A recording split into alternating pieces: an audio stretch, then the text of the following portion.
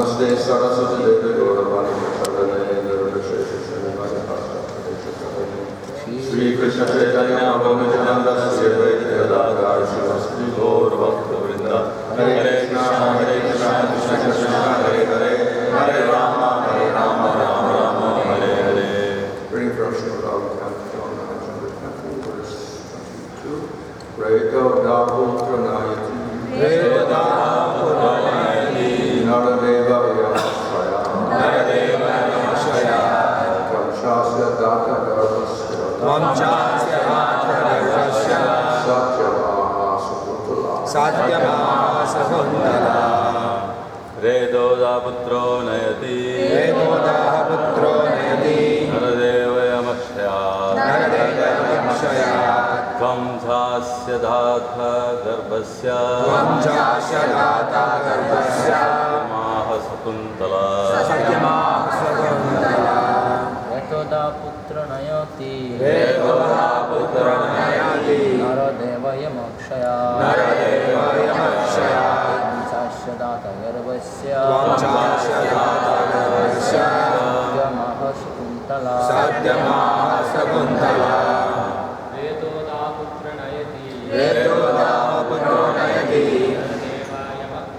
Naradeva Yamashaya Kamshasya Data Garbhasya Kamshasya Data Garbhasya Satyamaha Sakuntala Satyamaha Sakuntala. Break it down. The person who discharges semen, the person who discharges semen, the son, Nayati, says Naradeva, O king, Yamashaya, from punishment by Yamaraj, from Lord himself, and Asya, of this child, Data, the creator, Garbhasya, of the embryo, Satyam, truthfully, said, your wife.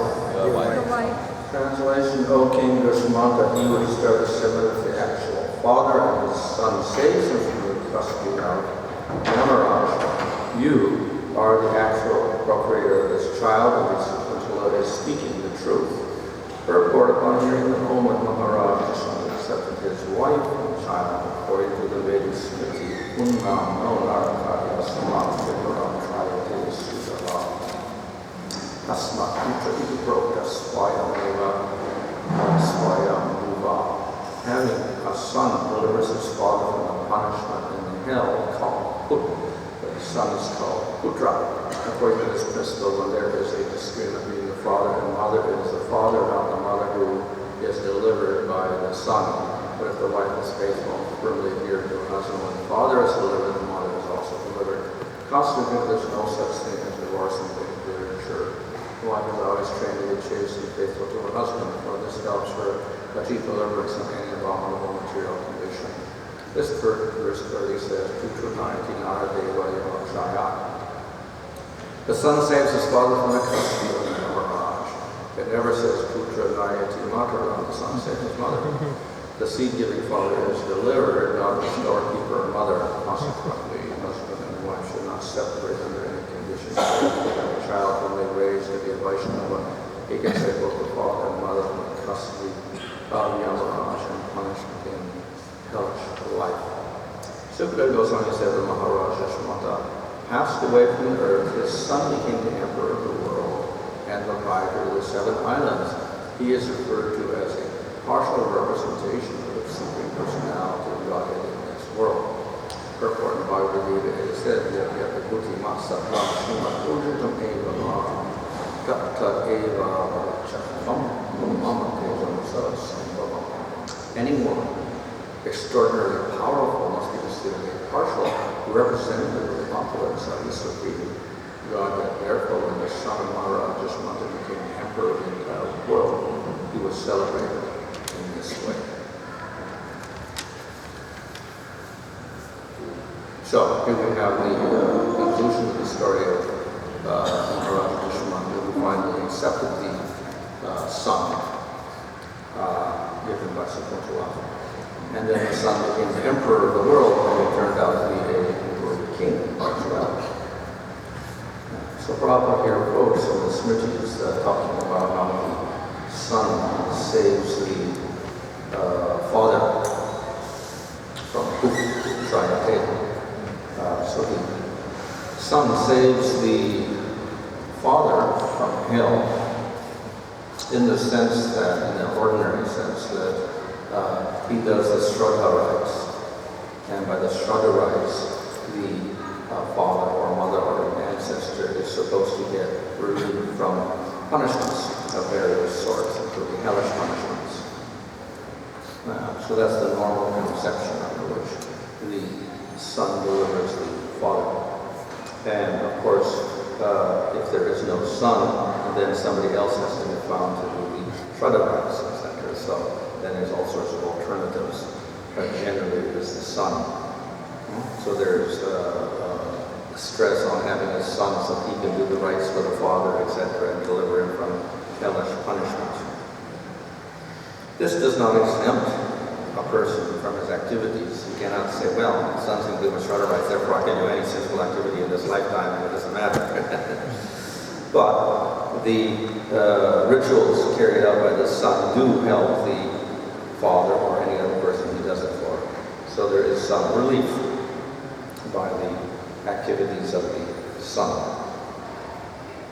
This, of course, creates a little continuity in the family, because the son's duty is always to respect and protect and relieve the elders from danger or pain or whatever. So there is some sense of loyalty in such belief also. So the Shraddha rites are for this purpose, to relieve a person from his sinful activities of this lifetime. If there is no relief, then whatever sinful acts a person has done, they will affect him when he dies in hellish punishment in the next life.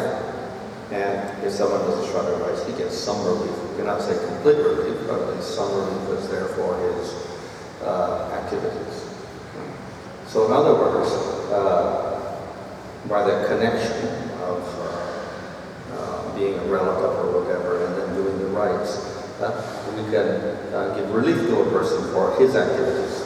But obviously it's not complete. The person himself must bear some responsibility for his activities in all cases. So this is one method of helping another person get relief from his suffering. This, of course, is within the whole karma yoga system. The other way, of course, is through bhakti. So bhakti operates in the same way. So we know that if one becomes a devotee, then the previous and the past future generations all become liberated or whatever. So this is the same idea that a person, if he becomes a devotee, helps his ancestors, parents, and others previously, and even the future persons attain freedom from karma, etc. So in the karma yoga system, the aim is relief from suffering due to sin. It's not liberation. The goal through bhakti also is not liberation, but it not only relieves a person from sin, but can relieve him completely from all karma, etc.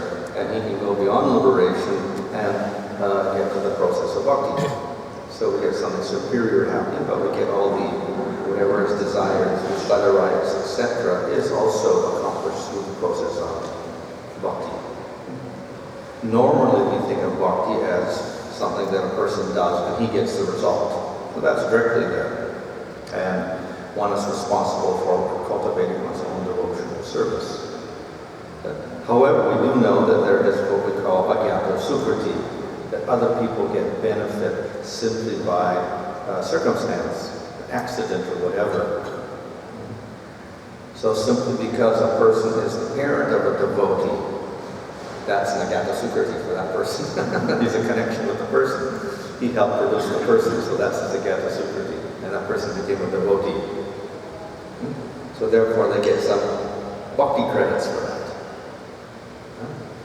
And similar, anybody connected in the future gets some credit because it's related to the person. So simply that relationship itself brings some sort of Agyata Sukriti for a person. This, of course, is not as powerful as direct bhakti if we perform direct bhakti. Agyata Sukriti is usually accidental or whatever and is less powerful. So direct bhakti is very powerful. This indirect bhakti, Agyata Sukriti, is not so powerful and it's not so frequent. So therefore, it does have some effect, but it's not so powerful as the process of direct bhakti. But it helps create faith, etc. So, therefore, the mere fact that one is related to other persons, a devotee is related to other persons, gives them some Agyata Sukriti and helps them advance.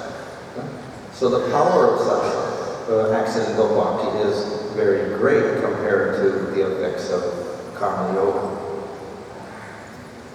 So if we do Shraddha rites, the father or other people get some relief. But we see, for instance, with Ajamil, who accidentally chanted the name of the Lord as Agyata Sukriti, then he was completely free from all of his karmas, past, present, and future. So the effect of accidental bhakti is very, very great. It not only frees you from some of the suffering, but it frees you from karmas, past, present, future even. So therefore, similarly, simply by giving birth to a son who becomes a Vaishnava as Agyata Sukriti, it operates in the same way. It very easily relieves them of all these karmas. In fact, more karmas than the Shraddha rites would. So in that sense, very powerful. However, the other effect is that if a person becomes a devotee, then he may actually influence parents and other persons, or children, etc. And then they also become devotees due to that. So not only Agyata Sukriti is there, they may get to the point that they develop faith and they begin to practice the process of bhakti. So that's even a greater benefit that they get. So by taking to the process of bhakti, not only they are free from karma, but then they can advance towards the spiritual world and get a spiritual body and serve the Lord eternally. So there's a much greater effect. So at least minimum is they can get a better effect than the Shraddha rites are simply by having a devotee in their family. But the greater effect is if they actually again have faith and then begin practicing bhakti, then they can get much more than that. So similarly, that accidental chanting of the holy name gave Ajamil relief from his suffering, his sins, etc. But that was the extent. It didn't give him prema, it didn't give him the spiritual world. But it did one other thing, and that is he got the association of the Vishnu gods. And due to that, then he became a devotee. Then he practiced bhakti directly. Then he got prema. Then he went to the spiritual world. So the Agyata Sukriti has an effect, but we cannot completely rely on that to get perfection, whether it is bhakti or whatever. Even if chanting the holy name, the Agyata Sukriti does not give the final result. So therefore we have to ultimately take to the process of bhakti to get the best result. However, as far as destroying karmas and destroying suffering and hellish existence as here, yes, even this accidental bhakti will have a very, very great effect. So therefore, if a person becomes a devotee, that is a very fortunate incident, because one, people, relatives, past, present, future, get free from karmas, and secondly, they also get the opportunity to advance towards devotional service. So you see that was the case of Ajamil. By accidental bhakti, then he finally became a devotee. So similarly, by having a devotee in the family, one gets Agyata Sukriti, plus one gets association and may also develop into a devotee as well. So that's the even better fortune for a person. So in any case, devotional service is the most powerful means of getting rid of this effect of health diseases, etc. And therefore, Bhagavad Gita, we see that Krishna says this, that you are, even a little bit of bhakti is enough to free you from the greatest fears, whatever. So we're freed from hellish existence, hellish punishment, etc. through the process of bhakti. But that is not the main impetus of bhakti itself, just to get free from pain, etc. So here we see some of the difference between the karma yoga system and Shraddha rites, etc., which we're trying to get free from pain and lead a comfortable material life. So that's not the goal of bhakti at all. The goal of bhakti is to finish off the whole material life and get permanent bliss in the spiritual world by serving the Lord. So bhakti, by having a more exalted goal, includes the lesser goals in it. So it's often said that whatever you want to achieve through karma yoga or jnana yoga or astanga yoga is included in bhakti. So you get everything by the performance of bhakti. So all of the effects of karma yoga, including the effects of Shraddha rites, etc., are included in the process of bhakti naturally. Because it's a much more powerful system. So the process of bhakti works because of its connection with the Supreme Lord. And that connection destroys material world, including karma, gunas, etc. So naturally, one is free from hellish punishment. The process of Shraddha rites is not transcendental. It is offerings to pitras, and the pitras, then they convey these effects of the offerings to the deceased person, in whatever body, he's subtle body, gross body, whatever, and he gets a benefit or relief from his suffering. So in other words, the act of piety gives relief to the person by following scripture and worshiping the pitras and offering to them, and they give the results of that to the deceased person, and he gets relief from his suffering, whether he's in hell or in another body, etc.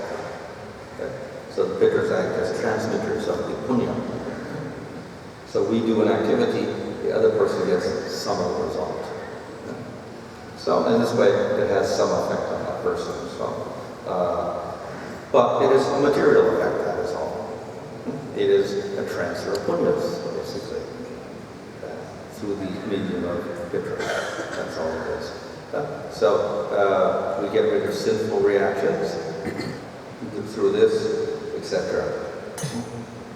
This is in relation to another person. So, as I said, bhakti, of course, our primary goal is our own sadhana, but because it is powerful, it also has effect on other people.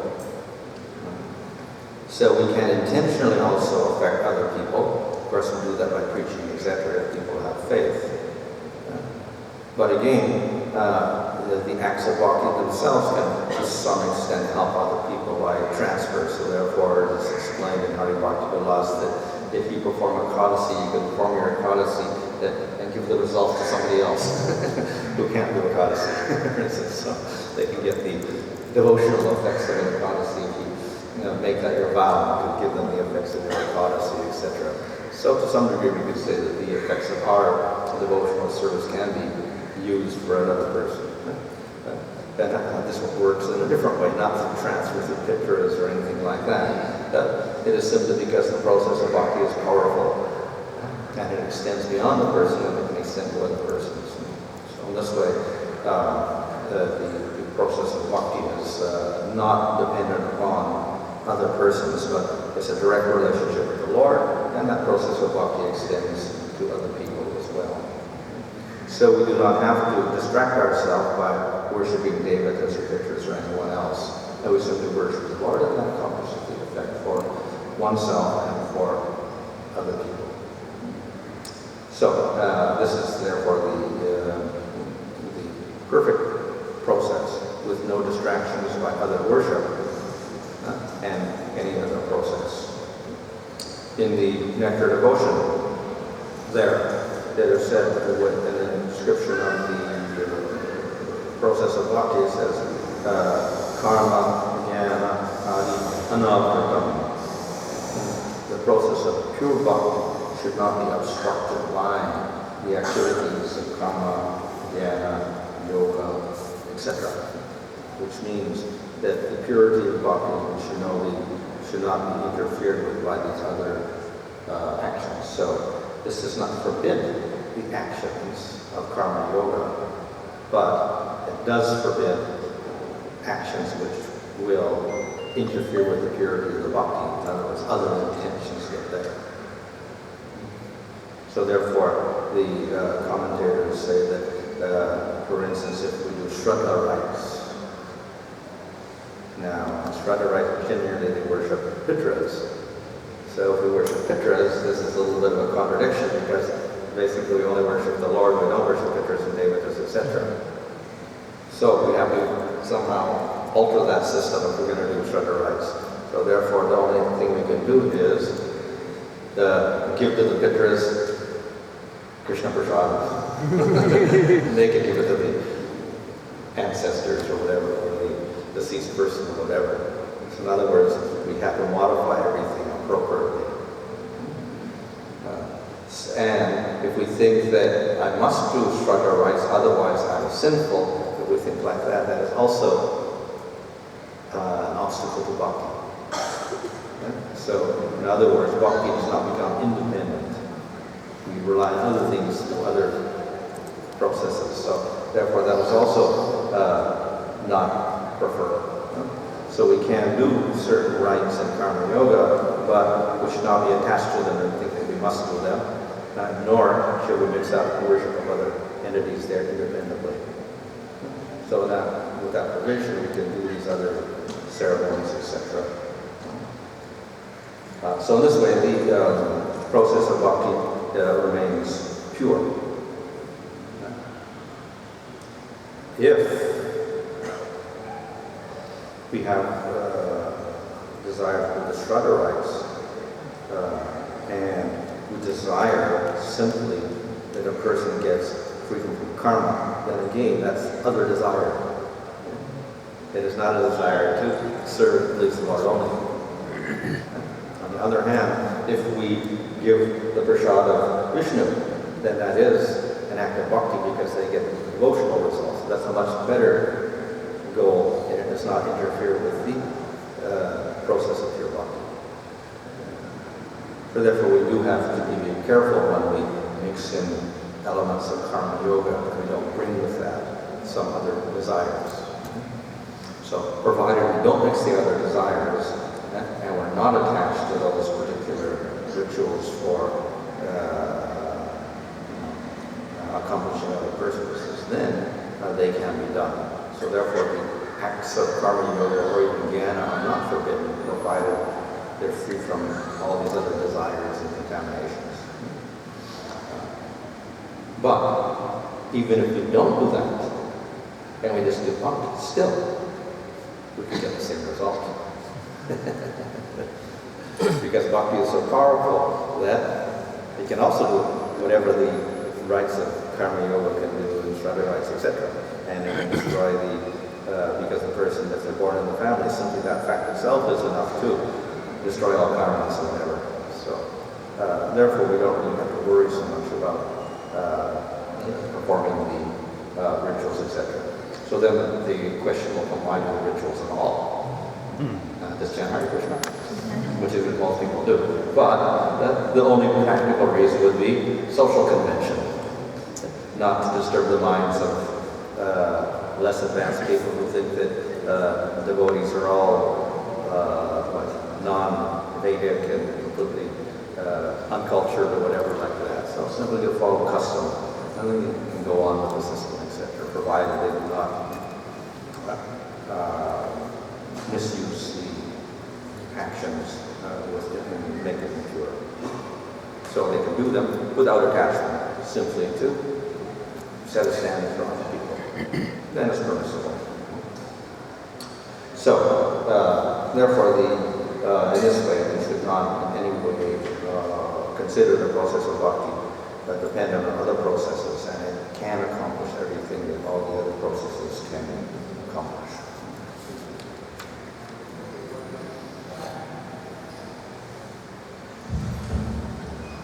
See,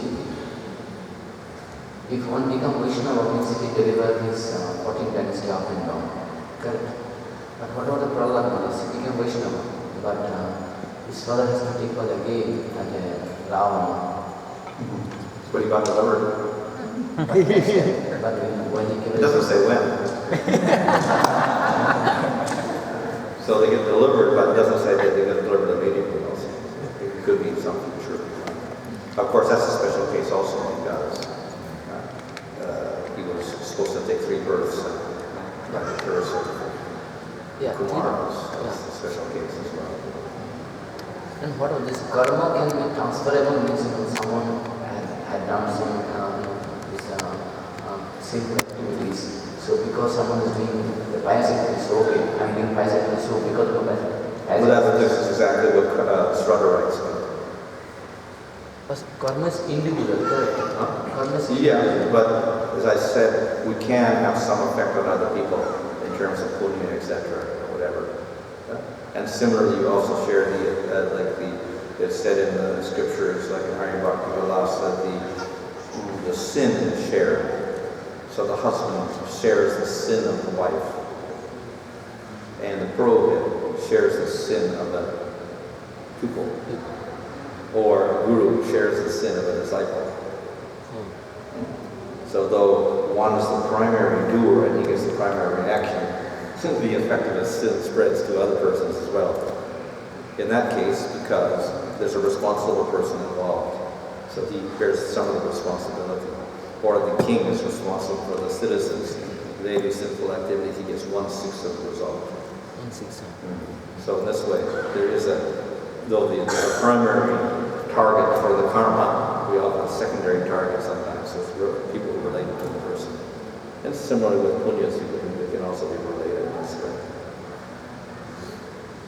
All this relationship of king, father, everything is material and concept in the body. Why should activities of the result should be shared with this? The spirit soul has nothing to do with the relationships. The spirit soul doesn't, but we're dealing with the material world, and the law of karma deals with the material body. That's all. And we're dealing with relationships in the material world. So these are just parts of the law of karma, I can say. We're dealing with the gunas.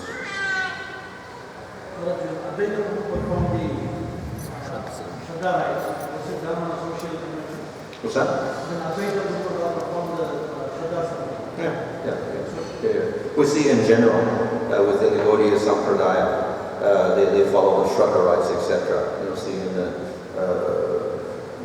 Goswami lines or whatever, they do Shraddha rites, etc. So generally it's done by conventional, hopefully, attachment to the rites themselves and thinking they're independent and they have to be done to save the parents. They're just done for social convention. Maharaj, sometimes we see that somebody is in a Kanishta stage and starts performing bhakti, and if we think that okay, we have to give up these rituals, but giving up these rituals is also sinful. So that's considered to be an offense. They consider them sinful to give up the results. So this is directly stated in Bhagavatam that if one takes to the process of bhakti and worships the lotus feet of the Lord, and then he gives up karmas, duties, etc., is actually not a sin. He doesn't incur any sin by that. As even Krishna says in Bhagavad Gita at the end, aham tamasava papi vamokshasami. So simply by doing bhakti, whatever sin was incurred by not doing your duty in karma yoga is overcome by the process of bhakti itself. But even if the person is not completely surrendered, maybe he's just in Kanishta level, he's just beginning this thing. So does it still work the same way? Well, it is said that the qualification for bhakti is that he has faith. And once he has faith and he performs bhakti, then he is not obliged to these other activities. He may do them, but he's not forced to do them. Now, if he remains attached to them, then this becomes an impurity in his bhakti, that I have to do these activities, otherwise I'm sinful and bhakti is not going to help me. That becomes a sin also. or a mixture in his bhakti, so that contaminates his bhakti. So he may do them, and for several reasons. One, to set an example for others and not disturb the social system, which is the normal reason. The other is that some of the elements are useful for his progress in bhakti. The elements of jnana, for instance, may be useful also for sense control, renunciation, etc. So certain rules from jnana, yoga, or karma may be useful for the devotee in his progress.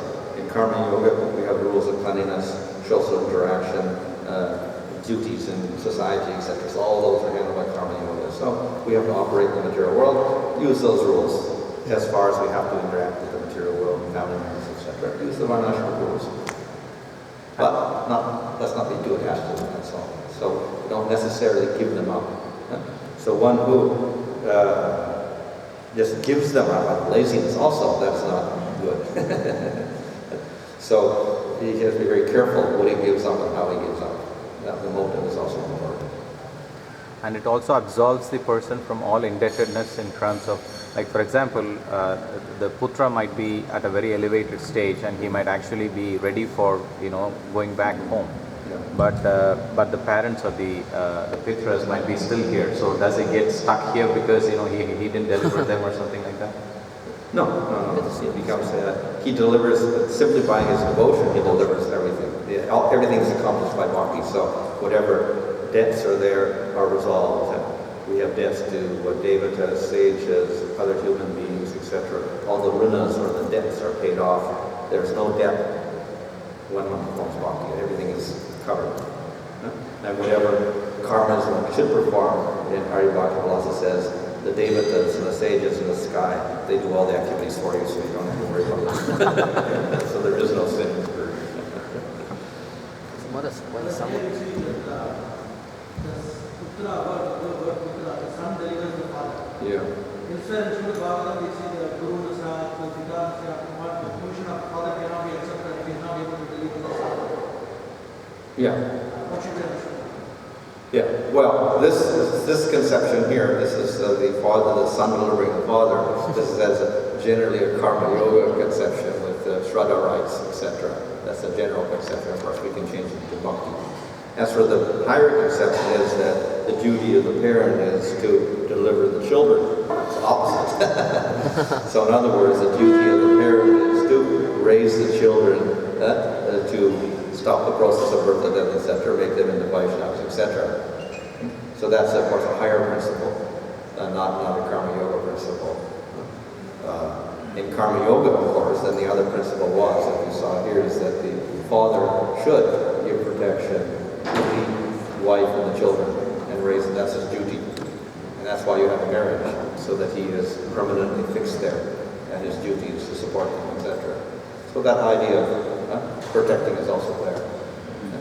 But this particular instance here of the son delivering the father, that is basically a karma yoga thing for hellish punishment, particularly. Yes. I want to say, once someone passed away, so for how many days he stays in it's called some transient places in India? It's not fixed apparently. Different scriptures say different things, and how long he stays before he gets his body. Technically, I think in the Shraddha rites that it's 13 days he stays, and then he gets his next body with a hellish body or whatever like that. So it's in a transient state or something for 13 days. Till that time he gets a Shraddha, the soul is still the Shraddha body. But after getting Shraddha, means the Shraddha ceremony, so he gets Hopefully he escapes from hell and he gets another body, another human body or whatever. But Shraddha It's in Bhagavatam that the example of a worm is given. A worm gets into another leaf before it takes away from one leaf. He gets that leaf, gets another body, and then he moves the body. Similar Bhagavatam. The caterpillar going from leaf to leaf, so to speak, he kind of half transfers himself into the next body or whatever like that. Maharaj, when you say that one become the one to practice bhakti, the deliver the family, what exactly means deliver? The people who were, so they have opportunity to perform devotional service? What means actually the river? Well, it's not specified in the scriptures itself. We can say at least they get free from karmas to some extent, and maybe completely, as in the case that Ajahn got free from his karmas completely, simply by accidentally chanting the name once. All of his karmas suddenly disappeared. So, therefore, being born in the family, a devotee being born in the family will help get people free from their karmas. That, of course, does not give them prema, definitely, and that's not our goal, right? But at least they get, let's say, free from karmas, etc. So to get bhakti and prema, then we do have to seriously practice in most cases, unless we get extraordinary mercy of the Lord and get killed by the Lord and we go to the spiritual world. But normally, to get the spiritual world, to get prema, then we have to practice bhakti directly, not just simply depend on being born in the same family as a devotee or something like that. Maharaj, if one worships his forefathers, then he goes to forefathers. But assuming the case that if his forefather is in planet Earth with an animal body, then how does it... Well, planet of the forefathers actually is pitras, which are a class of beings like Devatas. Doesn't mean your particular father or whatever. So you worship the pitras, and then you can become a pitra, and you can carry out that function as a pitra. Just as you can worship the Devatas, you go to Svargaloka and you can act like a Devata and carry out the functions of a Devata. I want to say this. Prabhupada quoted this person, Punnamang Naraka Ismat. That Punnamang Naraka means this, and the Sutama means the deliverer. From one Naraka, not that there are unlimited Narakas again. What's that? There are unlimited Narakas, but this Putra only delivered from one Naraka, not all the Narakas again. Well, this is a general statement. Obviously, in the fifth canto, we get how many? 21 places within the Naraka in general. So it's just a general thing that you get free from hellish punishment, whatever that is. So, of course, there's many divisions of the Patalaloka Naraka. Maharaj, you mentioned the Hari Bhakti Vilas, which is meant to be the guideline for Vaishnava. And I don't know if I'm wrong, but I think that in one of the classes, we referred to Prabhupada saying that we do not follow exactly the Hari Bhakti Vilas. And there are many quotes that are now coming out for, let's say, Dhamma, Krishna month, the Ekadasis, and certain festivities that obviously Prabhupada didn't emphasize or even mention. So, how is it, or what's the balance between our practice, what Prabhupada did, what Prabhupada said, and what we find in the Hari Bhakti Vilas, which are something that sometimes Prabhupada didn't even mention? Well, one is that I think you mentioned in one place that therefore we go by the commentary. So there's a commentary written on that Hari Bhakti Vilas also. There, to some extent, it explains certain things and certain things that we don't do, even though it's mentioned in Hari Bhakti Vilas itself.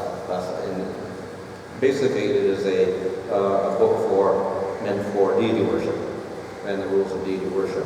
But then some of those procedures we don't follow, certain nyasas and things, mudras and nyasas and all those things we don't, even though it's described in great detail there. So in one of the comments in the Mayar Acharya says that we don't do these, that these don't belong to the Vaishnava or the Vaishnava, etc. Or worship of the other deities, the Dwarka form of Krishna, for instance. So therefore, Krishna Chakravarti says that generally we're worshiping Vrindavan Krishna, not the Dwarka form, because of the Dwarka form, then we worship the Rukmini and the queens, etc. And then our destination will be different. So in that sense also. So some of the rules are there are taken more or less, we said, some on the Smritis or Smarta literature. Some are taken from Tantras, some are taken from Puranas, some from Pancharatra, so it's taken from various sources. Just to make a certain point that these are the basic stages in deity worship itself, but not necessarily that we do them all. So that is why we have to take one, the commentary written on it, I think, Swami Goswami, and secondly, the comments made by other acharyas like Vishwanath Thakur on that as well. And then the general procedures that are followed within the Gaudiya Sampradaya for deity worship, because they don't follow all that, obviously. And we look at that and then just follow that. Not everything literally is in the Hari Bhakti Vilas. So is it correct to think that Prabhupada didn't emphasize or publicize some of those details also because it would have been too difficult for, let's say, Westerners and the majority of people nowadays to follow those things? Yeah. In other words, he emphasized the essential things. Now, people want to follow more details. Of course, they're free to follow some details, but then there's a limit, I think, on how far we can go in details also. So that's why the comment is there that at least we should go by the guidance of the acharyas and the commentaries, etc., and certain things that are there we don't do at all. Other things we could do, other things maybe we do, maybe we don't do. But at least essentials are there. So, and again, the deity worship itself is secondary to the chanting of the holy name. That's all Yuga Dharma. So therefore, it is in itself a secondary process. It was the that we get primary and secondary rules. So therefore, it has less importance in that sense. So we do have to follow Scripture as much as possible. Now, of course, chanting Hare Krishna is beyond Scripture, beyond rules and regulations in one sense, in the ultimate sense. But then we do follow certain rules there as well, in terms of, we should associate with devotees, learn the Scriptures, etc. So we have some restrictions there. And then in terms of deity worship, yes, we have to follow some model of Pancharatra. So then we follow what's in the Bhakti Vilas in the very, in some form or other. We do not necessarily follow everything, and according to the acharyas. So, Maharaj, going back to the delivery, so you said that one practice bhakti, we deliver the old generations, and actually deliver means that take out the karma. It means that this delivery doesn't give anything spiritual, right? It's like the only take out the karma. Yeah, well, just to remember the example of Ajamil and his accidental chanting of the holy name. The direct result was removal of karma. But then, because of association with the Vishnudutas, then he began practicing bhakti. So the karma is one thing, but removal of karmas is one thing, but the other is they make it the opportunity to associate with devotees and then advance devotional service. Govinda Ghosh deity starts serving for Govinda Ghosh. Why we? I guess to follow social convention.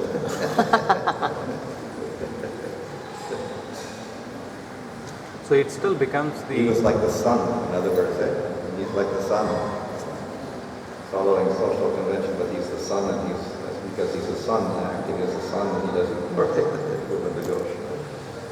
So even though it says that the 14 generations are delivered, it still becomes the responsibility of the individual to perform the bhakti and go back. It's not like a guarantee saying that, okay, you can just go back and get prema.